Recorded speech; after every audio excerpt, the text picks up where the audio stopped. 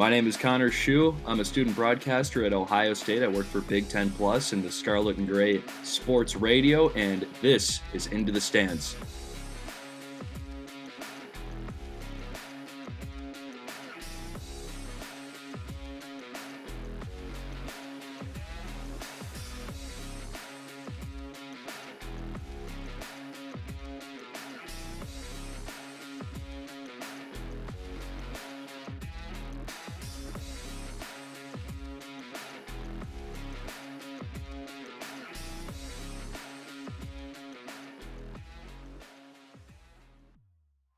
Welcome on into the stands, everybody. Next episode of our student broadcaster series that we're doing here. We have Connor Schuh from Ohio State, part of the Big Ten Plus and Scarlet and Gray Radio Network. Connor, thanks for coming on with me, man. Of course. Thanks for having me, Dave. Yeah, absolutely. So you're currently a junior at Ohio State, right? Yes, indeed. And what's your major? I am a journalism major. Okay, so that makes sense. So to start out, tell us what you do for these broadcasts, whether it's Scarlet and Gray Radio or Big Ten Plus. So for both of them, I do play-by-play in color. Like, for example, for Scarlet and Gray Sports Radio, we'll hop on there for a baseball game, and I'll have a partner, and we'll switch off like first 4.5 innings, second 4.5 innings. Same for any sport with a quarter, half period, you name it, whatever. And for Big Ten Plus, I'll do play-by-play or color or sideline, depending on the sport, just whatever they need. Obviously, I'm primarily a play-by-play guy, so that's my deal. That's my passion. Like most of the guys you'll probably talk to here, but that's basically it. I want to get into the production side a little bit more too, but that's TBD. Now, when you say production, what do you mean? I'd say more so on like the graphics side and all the stuff they do behind the scenes that makes the broadcast go. I know our director, the head of all the Big Ten Plus stuff, Marco, he always encourages us to, go shadow and see what they do on that side. So I've wanted to do that too, but just haven't gotten a chance. Gotcha, that's awesome. So, have you always wanted to do like broadcast or journalism, or how did that kind of start for you? Well, at first it was just journalism because going out of high school, I didn't really know what I wanted to do. So I'm like, I'm a decent writer and I really enjoy sports. So I wanted to hop into journalism initially. So I started writing for the local paper my freshman year because I actually went through Mansfield and I was all online. So I wasn't really on campus or anything at that point. So for that whole year, I just wrote for the paper and then commuted every once in a while to Mansfield. But then the next year, I went to Ohio State and I went to they have this huge like involvement fair every single fall, like in September or whatever. And all the clubs have their stands out there. So I found Scarlet and Gray Sports Radio, and a couple of the guys by the names of Matt Goldman and Tyler Danberg were there and wrote me in along with a couple other guys. And I'm like, this is really intimidating, but it might be fun. And I just kind of went all in on that. And now that's kind of the direction my career has taken me. And I don't really want to write anymore, if I'm being honest. So, did you even have like a direction that you wanted to go sports, or did you just want to be a writer in general? Oh, 100% sports, just Okay. because I think anything else I could be writing about, like whether it be human interest stories or just everyday stuff, like it just doesn't interest me as much as sports. So you said that you kind of came into contact with Scarlet and Gray Radio at the interest fair or whatever. Did that then leapfrog you into Big Ten Plus, or how did you get into that? So I did Scarlet and Gray Sports Radio for like a year, or it was actually after the first semester, like maybe a month or two into the second semester, they do tryouts for Big Ten Plus. So you put a little reel together from some of the stuff you've done on radio with a couple of sports, and you apply, and they decide if you're good enough or whatever. And thankfully, by their judgment, I was good enough. So I got onto Big Ten Plus for the end of my sophomore year, and I've been on ever since. That's awesome. So did you play sports in high school, first of all? I did, but not really the conventional stuff. Like I always played like basketball and stuff and football in my free time, but Yeah. I was never a very good athlete. So I ran cross country and track basically. Okay. So yeah, I was decent at that, but that's not Yeah. something I'm really going to be covering much here. No, yeah. So I guess the reason why I asked that is like, did you kind of start paying attention to and more or less practicing or writing when it came to your high school stuff, or did you focus more on, mentioned you're from Northern Ohio, Cavs, Browns, Indians, Guardians. Did you focus more on those, and did you have any involvement in your high school athletics outside of what you took part in?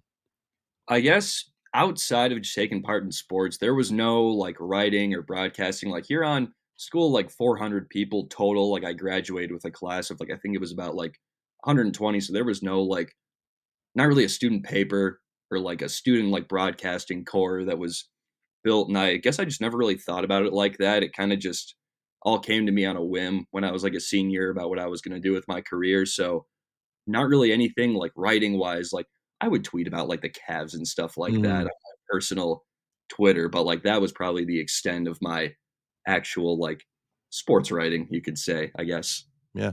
So what was the first, if you remember, the first like assignment you had for Scarlet and Gray um radio? What, or Big Ten Plus, if you don't remember Scarlet and Gray, like what did you get kind of thrown into to begin with? I remember both. The first one for Scarlet and Gray Sports Radio, so the softball team, they do all these, like, fall, like, exhibition games against, like, some Yep. local teams, like, they'll play, like, OU or, like, Kent State or something like that. And I did a softball game, and I did color the whole time because I didn't know what I was doing, so Yeah. I did it with the club president at the time just because I signed up for it and no one else did because no one else wanted to do a softball exhibition game, if I'm being honest. No offense to that, because softball it's pretty awesome as I've learned. It's a great sport overall, It's a but lot of fun to watch, especially that team. oh, yeah, I mean, they're pretty incredible. I mean, they're one of the better teams in the Big Ten right now, or well, they're kinda in the middle, but they're making their way back up at Ohio State, but back to that game, I mean, like, I didn't know how to prep. I didn't know how to, like, get ready for the game in any capacity, so what I did is I wrote the names of every single player on the Ohio State roster in a little notebook, and every single time the guy on play-by-play would say something about, like, a player, someone would get a base hit, someone would hit a homer, I'd say in this really robotic voice, "That was home run number 1 of the game for Cammy Yeah. quarterbacks," for Yeah. example or something like that. Like I had no clue what I was doing. And obviously, over time, I got to develop and learned. And thankfully, I kind of got thrown into the fire with play by play in the second game because the idea with the club is there's these assistant spots per se where you host like the post game halftime show, depending on sports. So I kind of got to skip that just by virtue of doing games that no one else was doing. So I got to jump into play by play right off rip. And I think that got me to where I am now. But for Big Ten Plus, my first game was actually color for an NCAA tournament women's hockey game. Oh, between- jeez. Yeah, between Quinnipiac and God, who was it? I think it was Penn State. And I was doing it with Zach Rodier. He was our like resident women's hockey guy for the past Yeah. couple of years. He's just now graduating. I don't know if you met him, but we did this game and it was 4 hours long. Went to four overtimes. It was three or Oh four my overtimes, god. and I remember like I looked at Twitter just to see like the clips and stuff of the game, and I was getting flamed because I Oh, pronounced no. Yak like 10 different ways throughout the game. I had no idea what I was doing, but it was a really good experience to start things off with. So, do you have a favorite sport to do now? Jeez. I mean, it kind of depends on the season for me. Typically, if you catch me during like January, I'll say basketball. If you catch me right now, it's absolutely baseball just because I'm so immersed in that right now. That and softball's a close second right now, Yeah, but one that people might not expect, volleyball. Love doing volleyball, men's and women's, and they span almost the entire school year, so you get to do both for pretty much the entirety of your school year. So that's always a lot of fun. But baseball, number one right now. that's awesome. Shout out to the men's volleyball team winning, the MIVA championships this past weekend. Was pretty cool to see. Um, so I guess take me through, you get an assignment, we're gonna say you're doing play-by-play for Big Ten Plus for baseball on Friday night. Take me through what your prep looks like. When do you start looking at things? When do you know, what do you do? So first off, I'll usually try to get like a little I think it's called geez, I don't know why I'm blanking on what it's called, but it's some type of like document just on whatever application, and I'll try to get down like some type of spotting board of all the players that are at least of somewhat significance, their starting nine, their typical lineup, and then a handful of bench bats, and then their rotation, and then some typical relievers. And I'll put down information about all those guys and then go back to Ohio State. I already have like a pre-made like list of all the guys and like Mhm. just how they're doing in their season. And I'll make sure I write down a little bit of background on how the team is doing right now. Like, for example, like winning streaks, storylines, like where are they in their conference right now? Like, for example, Ohio State, I think they're kind of like floating around like the middle of the Big Ten. So I'll update that. Like, all right, it's coming towards like not the end of the season, but there's like a month left. So Yeah. what do they need to do to get up and succeed in the Big Ten playoffs and maybe even make it to the NCAA tournament? I'll be looking into stuff like that. Obviously, get those players down. And most importantly for Big Ten Plus, like I'll get together with my partner, whoever that may be, and I'll try to work out a time where they're free during the week to try and get on a coach's call with the head coach of whichever team Ohio State may be facing and just hopefully that works out. Like I'm in a situation like that right now. Like we've got a crew for this Friday against Michigan State, and we're having trouble getting in contact with the coach, but it just happens. But that's always a good thing to throw in there so you can get some extra nuggets from Yeah. whoever's leading the team. Yeah, and that's awesome that you guys have that kinda, like, access. You think student broadcasters aren't they're not gonna get access to coaches or players or anything like that. That's awesome you guys are able to get not only that access, but access beforehand. Oh A yeah. lot of people wouldn't think that was a part of it. So, what has been, like, the most challenging part for you?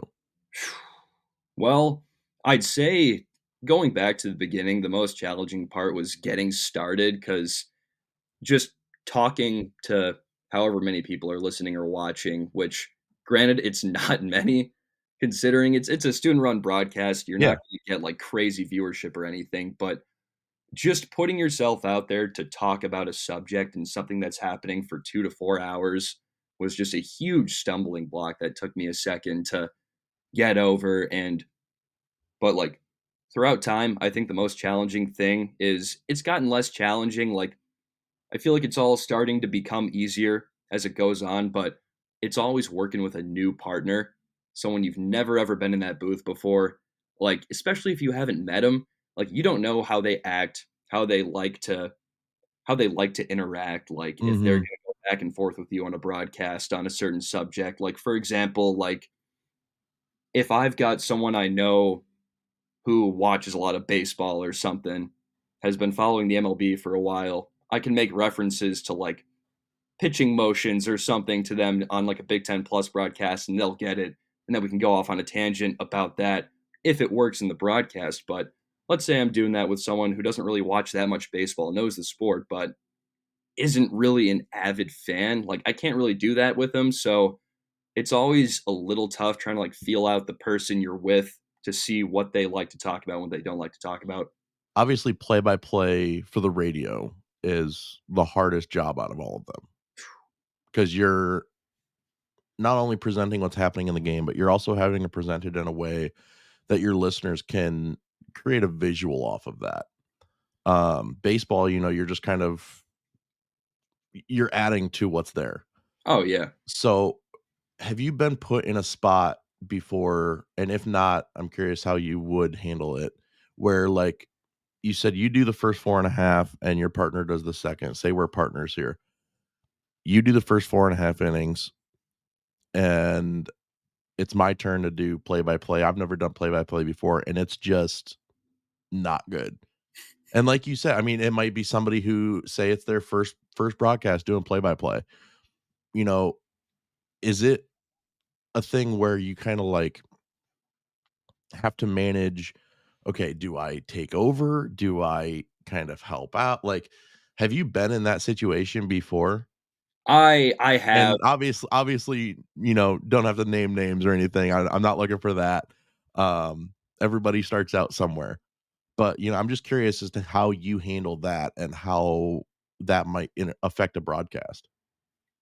I throughout like during breaks and stuff like that, I'll try to give them pointers as nicely as I possibly can. Like try to sugarcoat it a little bit. I'm not just Mhm. gonna go out there and tell them like, "Hey, you're doing this wrong. You're doing this wrong. You're doing this wrong. You could be doing this better," and just kind of bombarding them with all this information about stuff they could be doing better. Because I know it's a process. Yeah.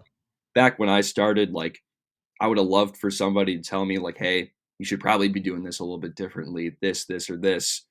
But obviously, not everybody wants to be criticized and kinda, I guess, not told how to get better. Everyone wants to get better, obviously, but Yeah. not everyone's gonna take a beating on all the things that they could possibly be doing better on a broadcast. So, you sprinkle in a couple of things like, "Hey, like, maybe if you get a chance here, like give the score of the game in the inning like a little bit more often, give the count like Mhm. every time there's a pitch thrown, stuff like just small stuff like that. If they're missing on something like that, just try to get them to nail down the basics first. Time and score, obviously, there's not really time in baseball, but Yeah. inning and score and how many outs there are on the board, how many runners there are on base, and the count and just being on top of the pitch, like, if they're getting one of those things wrong, I might mention that, like, just slightly in Yeah, between an just inning or something like that yeah, in a nice way and be like, "Hey, like, once you do that, I mean, all the rest will kinda come together as you do it more often." and that's something that, I believe it was Dylan Tyre I talked to, earlier on this show, he mentioned, like, the number one thing to being in this industry is be able to take criticism and know that it's not personal. So that's kind of that's a big thing, so I was curious as to how you and you I mean, you worded that pretty much perfectly, um, Thank you. of, it's a fine line between helping and insulting. Oh, So, absolutely. I mean, that's step 1 for real. Um, so is there you talked about baseball, basketball. Is there a reason in particular you really enjoy doing volleyball? Or is it just, you know, it's a fun thing to do, or you just get it, or is there a reason in particular why you enjoy that? I'd say I like it much more on radio because of how fast-paced it is. It's a huge challenge trying to get every single touch that's made on that volleyball in a rally, especially when you get like a quick ball to the middle and then the libero makes a crazy dig like out on the far end line and then the ball is boom boom and then it's over the net again and just trying to follow all that action. I think it's the quickest sport that I've had to cover on radio. Like basketball can be pretty fast, but you have possessions that are slogs where you get like an isolation at the top of the key. There's no isolation or anything where you can kind of just hang out on one player in volleyball. Everything happens so quickly, so I really enjoy the challenge it presents in that way and trying to figure out how to like get in like little information and facts I have about these players and about the team while following this just crazy game. It's a huge challenge and it's really helped me develop as a broadcaster too. It makes everything else feel much slower. That's awesome. Did you ever follow volleyball before you got to Ohio State? I did not, but there was volleyball was pretty big in my hometown, so I'm kind of surprised I didn't like our women's volleyball team at our high school. They won state, and I think it was D3 like my senior year. But I'm not gonna lie, I didn't really care about it Yeah. back then. And then I come to college and I actually like see it in person a little bit more often, and I'm like, wow, this is actually a pretty entertaining sport, and there's so many athletic feats these men or women are performing out there on the volleyball court every single day. It's a crazy spectacle. I don't know how those guys jump the way they do. Like, they just float. Oh It my god. it makes no sense to me at all. I don't float at all. But, Me neither. so obviously volleyball is one. Is there a sport that, you were asked to do and you're like, "Oh, never watched it, never done it, never paid attention to it." Um, I mentioned on here a couple episodes ago that they had me do PA for the fencing national championships. I couldn't tell you anything about fencing prior to doing that. Um, gymnastics, I can kinda tell you what's going on, but I did PA for that this year, and it's like, I'm curious if you've been put in any positions where you're like, "I have no idea," and what was your response to it? I think luckily enough in Scarlet and Gray Sports Radio and Big Ten Plus, we have some leniency with which games we want to do.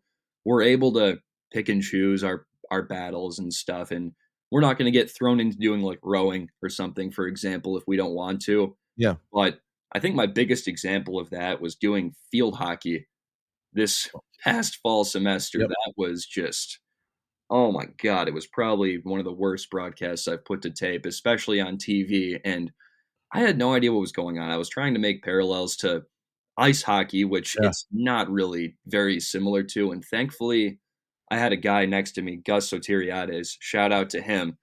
He knows that sport like the back of his hand, so he was giving me advice throughout the game and kinda helping me walk through it. Because of course, I tried to study up on the sport a little bit before, but there's only so much you can do when that's one of the first times you've ever seen a sport live, so I Yep. did my best, and maybe I'd do it again, but that was oh my god, that was a challenge, and same goes for lacrosse, which I've done a bunch more times, men's and women's on the radio and on TV, but just very challenging stuff overall.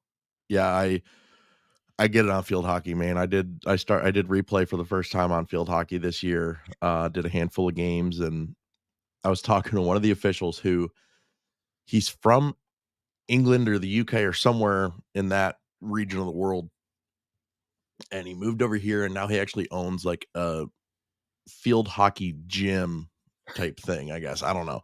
But anyway, Nice. I was talking to him, I'm like, "Dude," and we were going back and forth all weekend making jokes and all this stuff. I'm like, "Your sport is so confusing." And he goes, Oh, "What do you mean?" He absolutely. goes, "It's easy." He goes, "All you gotta do is get the ball in the net with a bleep ton of stipulations." I'm like, A lot "Yeah, of stipulations. that's the problem. Oh, yeah. That's the problem."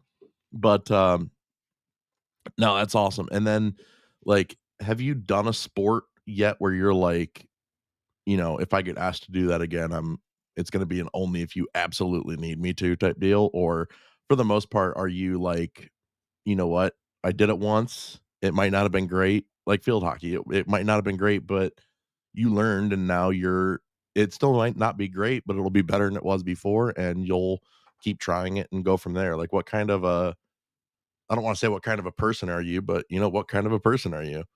I think I'd have to circle back to field hockey. That would take a little bit for me to do it again. I think after some thought, I would probably do it again, but that's because I think I would do any sport if I was asked to, because we've had the opportunity to do swimming and rowing and gymnastics as well on Big Ten Plus. I've kinda and wrestling as well. I've kinda shied away from that, but next year, I think I might try to dip my toes into that a little bit, but I think I'd legitimately try anything, and if someone asked me to do field hockey again, I'd say, why not? Yeah, But probably put more preparation into it this time around, that's for sure. and it's nice because you know what you're looking for. Like, that's how I am. Like, I'd never watched fencing. Like, obviously, I'm not doing play by play. I don't need to know as much as you guys do.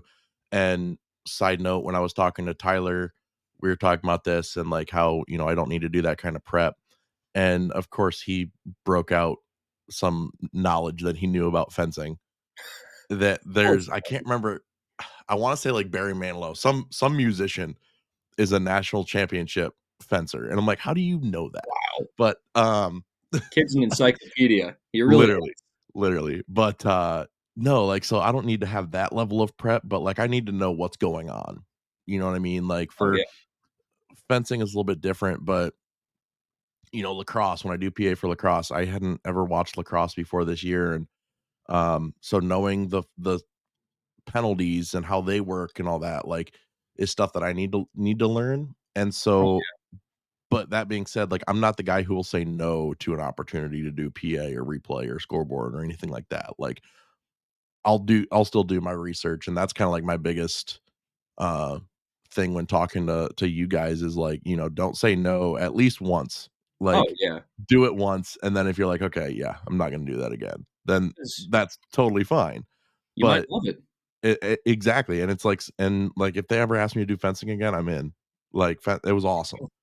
Um, but yeah, so is there a sport that you haven't called that you really want to? Rugby, Okay. absolutely rugby. There's really, as far as I know, there's no opportunity to at Ohio State. I can't say I've really dug and tried to see if we have some club rugby team contingent there, but next year, I mean, maybe I can make something happen. Yeah, Try to make calling rugby a reality for myself and maybe other interested parties. And something I know our radio crew is trying to dip its toes in is tennis a little bit. yep, And I've always been a little bit of a tennis fan. Like this much, just a little bit of a tennis fan, and I've always been interested in the sports. That'd be cool to call. And one more thing, golf. yes, Absolutely golf. If I could do that on TV, obviously that takes a massive crew because you're following 18 holes and you're following like however many golfers. So that takes yeah. a pretty big budget to make happen. But if I ever have the opportunity, I would, oh my God, I'd love to do golf. I don't know how they put golf broadcasts together, like, I really don't. I was thinking about it with them when I was watching the Masters, like, so much different stuff going on all at once, and they have people covering everything, and yeah. So, what is your end goal? Would you like to be a, local broadcaster for a team? Would you like to be a national guy covering multiple sports? Like what if your end result, what would your overall end goal biggest dream be? I think the big dream would be to kind of have a mix of local and national. Like, for example, like Mike Breen, he's been doing Knicks Mhm. games for however long, and of course, he's been doing games nationally for however long. Like, I'd love to somehow swindle something like that. Like, let's say, like somehow I managed to be the Guardians TV broadcaster. Someday I could do like 120 of those games and then give me like 42 more national games on Yep, whatever network. Like that would be the dream. And I still don't know whether I'd want to be a TV guy or a radio guy. I think I've enjoyed radio more often, but obviously they say TV is a little more lucrative, but you got to follow your heart. absolutely. And then being a Cleveland guy, I'm sure I'll recognize some of the names here, but who is it that you kinda look up to as broadcasters? Or, do you model your broadcast after people, or do what are who are your inspirations? I think by far my biggest inspiration is Tom Hamilton, the Guardians radio Oh, broadcaster. yeah. He's been there forever, and I've heard his voice for a long time. I mean, like my dad used to listen to those games a lot back in the day. Not as much now, but now I'm turning on the radio whenever I'm in the car and there's a Guardians game on, and I've got Hammy, Yeah, and I think just the way he uses detail and is still able to cover the best moments with a good amount of energy. Just I feel like he checks all the boxes of being a great radio broadcaster, and the way he's done it for so many years, I always try to pick like little things that he does in broadcast and see if I can apply them seamlessly into my own style, I guess. Cuz obviously I'm not going to go out here and try to ape stuff like from guys and try to copy, but yeah, like mixing it into my own stew, like his style. And once you listen to a guy for however long, it's gonna bleed into your own broadcasting just because you hear the voice so much. And yeah, when you're calling baseball, some stuff will slip out that's similar. Like, for example, like back when I called basketball this winter, like I've heard so much Mike Breen that I said bang a good handful of love times. it. Obviously, I don't want to use that term because that's almost it feels like it's trademarked at this It point. should be, it should be. It really should be. So kind of like that, but Hammy, he is the guy. Like if there's a Mount Rushmore of broadcasters for me, it would be four Tom Hamiltons, honestly. Absolutely. And, like, the thing about him is he's amazing at portraying the detail that you need to know. He does it in an energetic way that's not over the top, but he's still, like he gets excited, and it's I don't know how he does it. And yet Yes. there are still moments where he works in, like, comedy. Oh, Like yeah. and, like, some of my favorite calls are hammy for sure. There was one I was a really big Travis Hafner fan growing up, and, he hit a walk-off grand slam one game, and I still, like, every once in a while, come across the video of his call, and you could hear him actually fall out of his chair because he was going so crazy, but, That's hammy, man. it's great. It's great. So, we're gonna let you go in and speak to a room full of freshmen coming into broadcasting, coming into journalism. What's your biggest piece of advice? In terms of what to do on a broadcast or, like In terms of and we could even do top 3 pieces of advice, just okay. to be successful in what you're doing and to be able to make the most of the opportunity that you have. Obviously, you still have a lot to learn, Oh, yeah. but up until where you've been so far. I think there's 2 things that are kinda 1A, 1B. I would say 1A is just do it. Just pick up as many games as you possibly can within reason, because of course, you're still a student, and that's what comes first. Ultimately, you gotta hit the books, but any game you can do that you see time for that, just do it. Screw it. If you have the time, go and do the game, work on your craft, and if you do like 2, 3 games a week for an entire year, you're golden. And 1B, meet people, network with other broadcasters or people that are just in sports media in general. Like, for example, like at like some basketball games this year for Ohio State, like there would be a national person down there, like doing the game for CBS or Big Ten Network or something like that. And like, I didn't do this often enough. I mean, I'll say that Yeah. myself, but for anybody, like, go down there, and if you see them, just kinda the play-by-play person or the color person there just hanging out, they have a second, like, go over there, introduce yourself, say who you are, and just say, "Hey, it's nice to meet you. If you ever wanna talk about something, if you'd ever like to give me some advice, just give them your number," or something like that, Yeah. and typically, they know they've been in your shoes before, so typically they're pretty gracious and willing to help out in whatever way. So those are probably the 2 biggest things I'd tell that room full of freshmen. Yeah, and, like, let me start off by saying this, like, there's nothing wrong with getting business cards made. They're not expensive. Absolutely. They're not expensive at all. I have some that are literally I'll have to give you one, if you're working game Friday, I'll bring some, but, like, I'll be I there. have some for the show. Like, they're not expensive. It's a cheap way to get my name out there. Like, I have absolute and it drives some people crazy.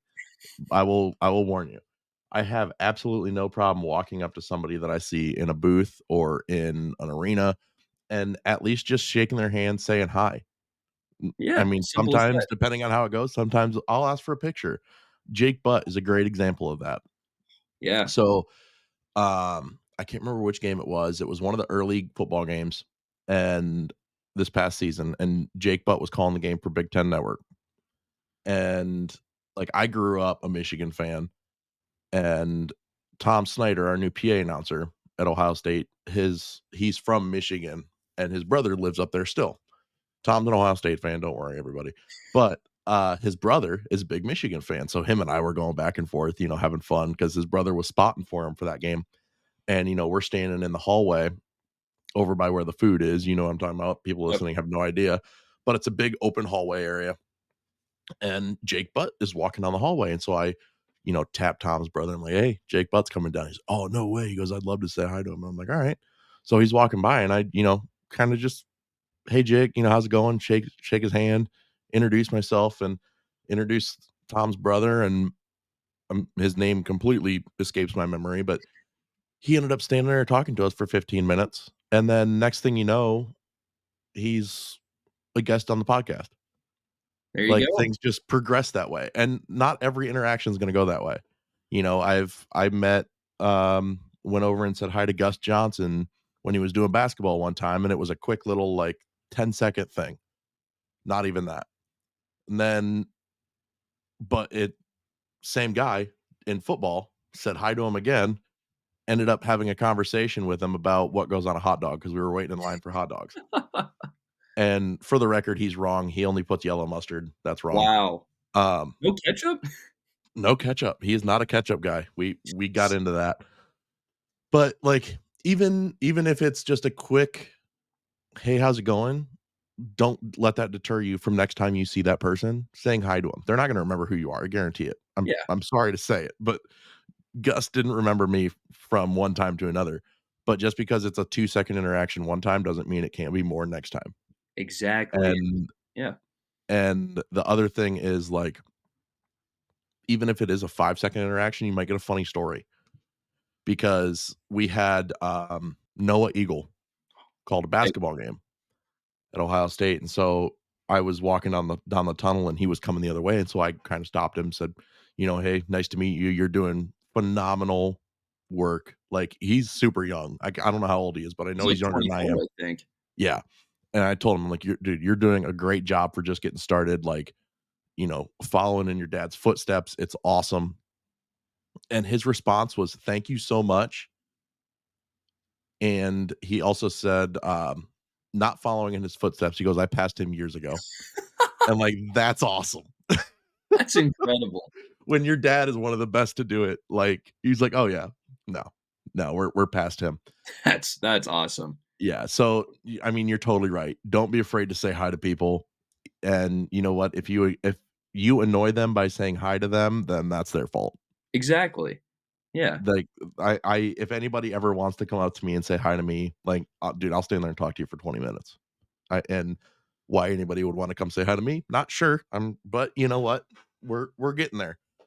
Hopefully one day we'll get to the point where people do wanna do that. But you're the host of Into the Stands, come on. hey, man, the scoreboard guy. There you go. Um, so Connor, if there's anything else that you wanted to touch on, let me know. If not, I do have 4 questions that I ask everybody who comes on, but we'll only hit those if we've covered everything that you wanna talk about. If there's any experiences you wanna talk about, any, um, you know, learning experiences, funny moments, sentimental moments. If you got anything, let me know. Ah, man, it's tough because I'm so early into the career, don't have too many, like, crazy things that have happened, but I had that same type of interaction with Gus Johnson, though. I'll tell you that much. Like, I traveled to Michigan for the men's basketball game versus Ohio State and did that one Mhm. for radio, and my partner, Henry Pilliot, and I, we went down there, we saw him, he was all alone, no one else at the scorer's table, so we're like, "All right, here we go, here's our chance to go down and introduce ourselves." So, went down and, like, talked to him for a second, and he's like, "I got work to do, sorry." And then it's like, "Well, hey, guy's got work to do, he's a busy man, Yeah, let him be, not everyone's always gonna be open to talk, but you try anyway, you know?" and there's nothing wrong with that either. Like, certain people, like, if they had that interaction, they'd be like, "Oh, he's an asshole." Yeah, and he's not. But he's not. He's he's working. Like, that's the equivalent of you walking up to him and or him walking up to you when you're sitting at your desk studying. Like, Yeah, sure, you're probably gonna wanna, like, sit and talk to Gus Johnson, but it's just that's how it is. So, it it's an art learning to talk to people, and the hardest part is just not taking anything personally because they don't mean anything personally. So, that being said, I do ask 4 questions at the end of every episode. As you may be able to tell, I'm a big hockey guy. yeah, Literally, my whole office here is currently blue. Like, I'm all Blue Jackets today for some reason. there you But so I call them power play questions. So, first question: if you could have dinner with anybody, past, present, or future, who would it be? go. Oh god. Uh My first instinct is to go back to a subject of conversation previously and say Tom Hamilton, honestly. Yep. There's probably some other people that I'd put in that same realm, but top of mind, it's him. I just love to pick his brain about his career and broadcasting as a whole and just learn, you know? Yeah. Number 2, what's your favorite venue you've worked in? There's there's been a lot of good ones, like if I had to go for something outside of Ohio State, I would actually go and say the Yost Ice Arena over at Michigan in Ann Arbor. That is such a nice venue. It's small, intimate. It's very nice. It's this big brick building kind of on the side by all the other stuff on campus, and You'd never know it was a hockey rink from the outside. oh, no, and it's got these, like, big windows on either side that kinda look like the Lucas Oil Stadium Yep. windows, have that look. It's a beautiful place, and I remember how nice, like, all the people, all the media people were, like, everyone was very welcoming to these 2 random student radio kids popping up in their booth and doing this Big Yeah. Ten tournament men's hockey game, but the best overall, it's the shoe. I mean, Yeah. come on. The shoe is it nothing really compares to the shoe. It's just so big, and when it fills up, it's the sound of all the fans cheering is just unmatched. So what's funny is, and I mentioned this before too, like, so for football, I get there super early. I get there about 4 to 5 hours before the game starts, and then I go upstairs, and I'm upstairs for the rest of the game. And until last year, I had never gone down into the bowl of the stadium when there's people there. So, like, I grew up a Michigan fan. I never went to the shoe. I always went to Michigan Stadium. Like, Right. that's the big stadium experience. That the difference between when it's empty and when it's full is insane. Like, that building just comes alive, as does any arena or stadium, but, like, yeah, you're totally right when you say, like, I won't say there's nothing like it, but there's very few things like it. Oh, A absolutely. and when I say it, I'll rephrase it this way, there is nothing like a full college football stadium. I Oh, don't yeah. care where you're at, I don't care if you're Ohio State, if you're at Michigan, doesn't matter. Like, there's nothing like the passion that comes with college sports. Um, what TV show are you currently watching or binging? I haven't been binging too much recently, but I've been on and off of Curb Your Enthusiasm a lot Okay. recently. That's such a great show. Oh, yeah, love it. I'm only, like, through season 1 right now, but Oh, you got a I long gotta way to set aside go. some time, yeah. Gotta find some free time to just knock out a couple episodes every once in a while. You got some coming up. Sports are coming to an end here in the next month or so, so Right, right. Well, not necessarily. yeah, that's true. And then finally, if they're making a movie about your life, who do you want to play you? I think, you know, I'm not a huge, I guess, movie guy, but I think I'd have to say Matt Damon. Okay. Why not? Alright. I respect it. Maybe get a little action in there, Oh, absolutely. Do like a a little born crossover. yeah, I need a performance like he did in The Martian There you for my go. movie. Need that.